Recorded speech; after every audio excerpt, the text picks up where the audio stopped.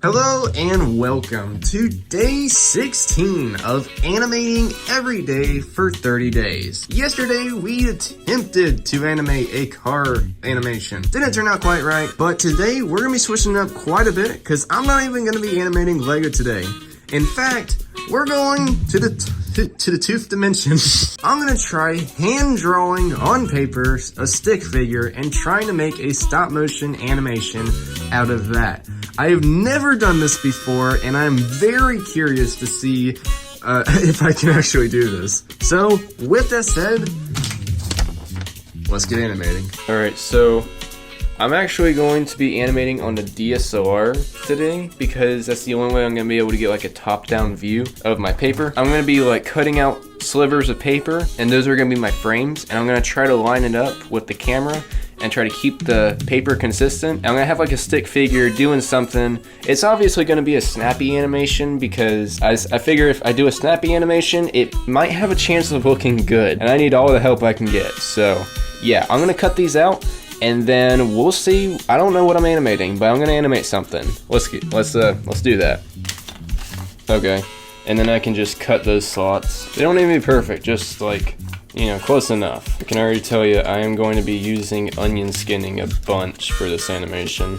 I probably got like 16 pieces of paper, so that's 16 frames. Let's see if I can make something with 16 frames. It's really weird thinking of individual pieces of paper as like individual frames, but here we are. I don't know how lighting works for a 2D type animation. Part of me just wants to like backlight like crazy, but I know that doesn't translate well into paper. So yeah, I have it on carpet here on a tripod. I don't have it on plywood like usual, so hopefully it doesn't shake around much. But that's fine. If it shakes around, I'm not gonna treat it like a regular camera bump. I'll just move the sheet of paper. Like if it bumps a little bit to the right, then I'll just move the paper a little bit to the right and I'll just line it up that way. As long as the paper and the stick figure look consistent, everything else is like, it can look horrible as long as the stick figure looks consistent. That's what I'm going for. So with that in mind, this should actually be kind of simple. I say that with like literally every single animation I make, but I think this is actually gonna be easier than I think. Let's hope. Okay, all right, so here's the paper. Yeah, this is a really interesting angle. Okay, how should I do? I think with lighting, it's just like light it as evenly as possible. I'm gonna add some depth to like the paper itself, but as for like what's on the paper, I'm gonna light it pretty evenly. So maybe I'll just turn this desk lamp off, move this softbox closer, and I'll just have like, this is without the backlight. Yeah, the backlight just has like a nice little edge to it.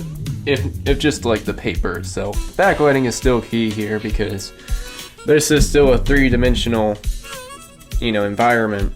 It's just the stick figure itself is two-dimensional. Really interesting how this is gonna work out, but this should be pretty fun. I'm excited. Oh yeah, now you get to see my lovely hand drawing skills. Yay! By the way, this is still Bob.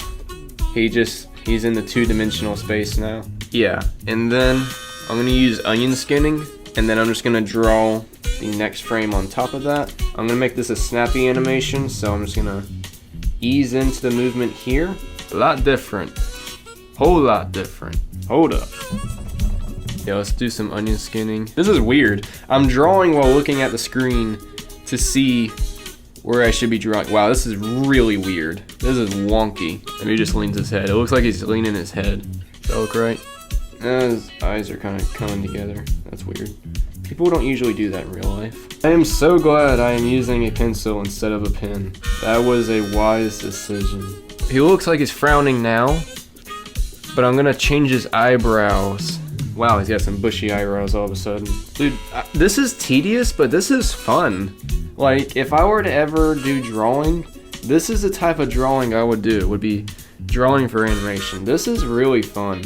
Eyes are so difficult because if you make them big enough, it just looks really weird. Let's just roll with that. I don't know what he's actually doing, but I'm just gonna follow the movement because I am not experienced enough to dictate what the movement's gonna be. And then next frame, I'm gonna have him like raising his arms like that. Let's just line it up with that. If I can get these eyeballs right, my goodness. Hey, not bad.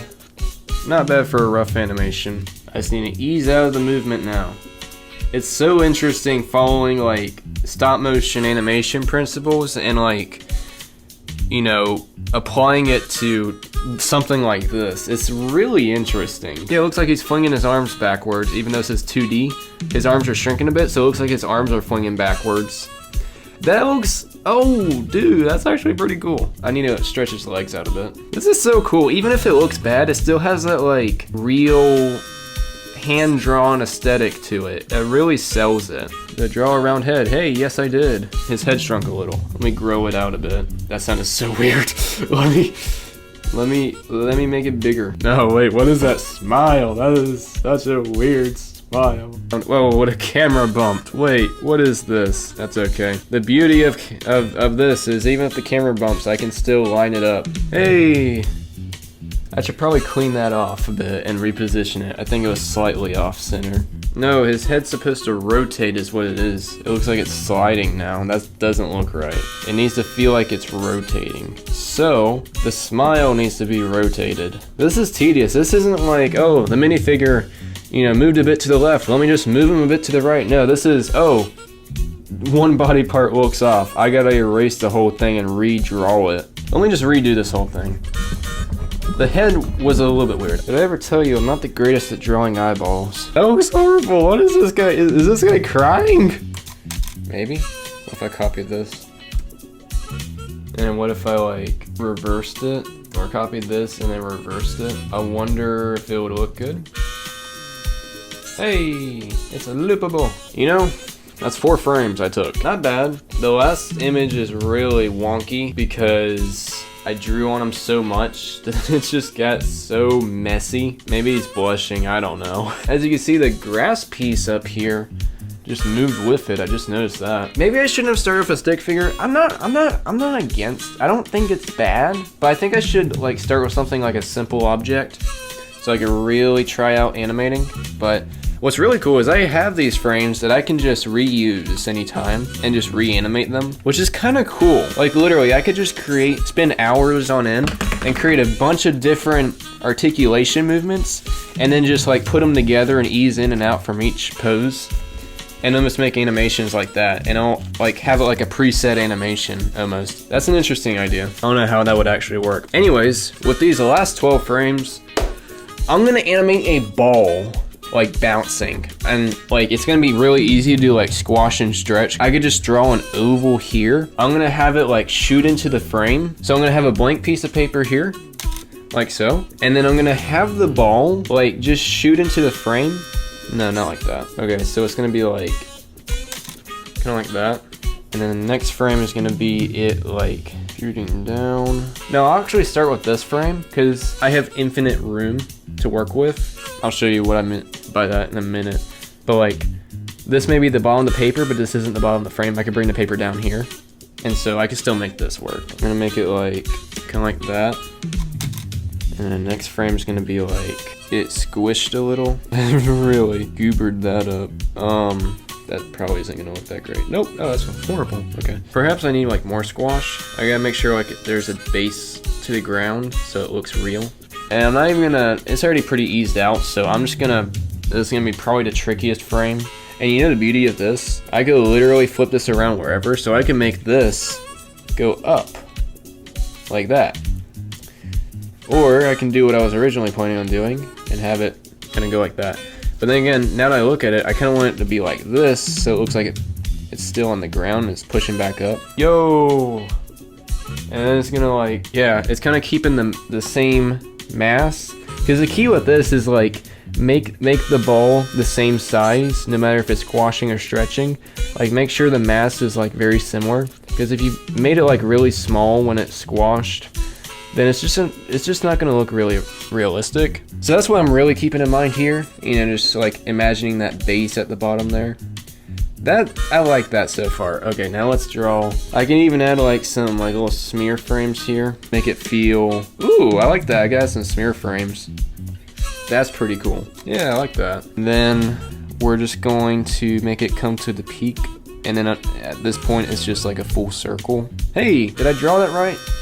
Did I actually draw that right? Yo! It's like blubbery, like it's like, I'm gonna back up. It's like a water balloon. That is so cool. Oh my goodness, this is so cool. Okay, so it was actually like coming down to the right, and then it was like bouncing up to the right. So it's gotta kind of lean a little bit to the right, you know? I almost wonder if I need another frame in the air. So maybe I could turn this around so it keeps it a little bit horizontal. Yeah, I think that would help. And I can use this same exact frame for it coming back down. I could reuse the paper. I'm so doing that. This is like a different version of flip books where like on paper it looks horrible, but when you frame up the paper to stop motion studio, it looks really cool. There we go, something like that. Oh my goodness, I could do this all day until I get tired of it. Maybe oh, my paper fell. Wow. Okay. Come on. Yes, I like that. That is very nice. And then maybe like something just to make it feel like it's easing in. Because you see, like, I'm just looking at the left side here. Kind of how it blobs down. I want to continue that little blob. See if I can make use of this. It's kind of like cutting in half how high it goes every jump. And then just a little bit of a movement up and then back down. Okay. Just a little bit of a dribble. Okay, there we go. Dude, that is so cool. I'm gonna play this back. Just ignore the first bit of the stick figure. Just even, look at that. That is so cool. I love how the paper just moves around, but the object just stays in perfect continuity. That is so cool. I am happy with that. I don't, like, for the first time doing that, I am very happy with that. Let me just break down this animation. I know this isn't a Lego animation, but the principles still do apply. All right, so this is like squash and stretch, where the object is getting stretched as it's coming to the ground to show movement. And then as it hits the ground, it squashes. So this is a stretching movement and it squashes, and then it eases out a little bit. And then it eases back into the jumping back up, and it stretches a little bit. Not as much, because there's not as much movement as last time. So there's not as much stretch or squash. And then it comes up, it eases out of that, comes back down, starts stretching a little bit, stretching more, and then squash. Ease out, ease back in, big movement, and then it just like, the dribbling is like, it starts and then it bounces about half as much, then about half as much here, and then about half as much here. And just keeps doing that until it starts dribbling, comes to a dribble point where it just bounces around. That is pretty much gravity at its best. Oh, I like that little wisp there. Almost like the ball like rotated. That's so cool. Oh yeah, it's like the ball was rotating, that little wisp there. It looks like the ball was just like flinging around. That's actually kind of cool. That is so cool. I can't say enough how happy I am with this. If not the animation itself, just the overall just appeal of just a hand-drawn on animation. And to say that I made a hand-drawn on animation, I have never done that before. Like, this is such a cool experiment. I would recommend anybody who just wants to do some animation, like outside of Lego, do this. This is so cool. If you can get your camera to kind of have this top-down view and just cut out some sheets of paper, this is a really cool little test you can do. I would highly recommend you do like the ball bouncing. Really cool. Anyways, that's about it for today. I hope you enjoyed this video, and with that said, God bless you, and I will see you tomorrow.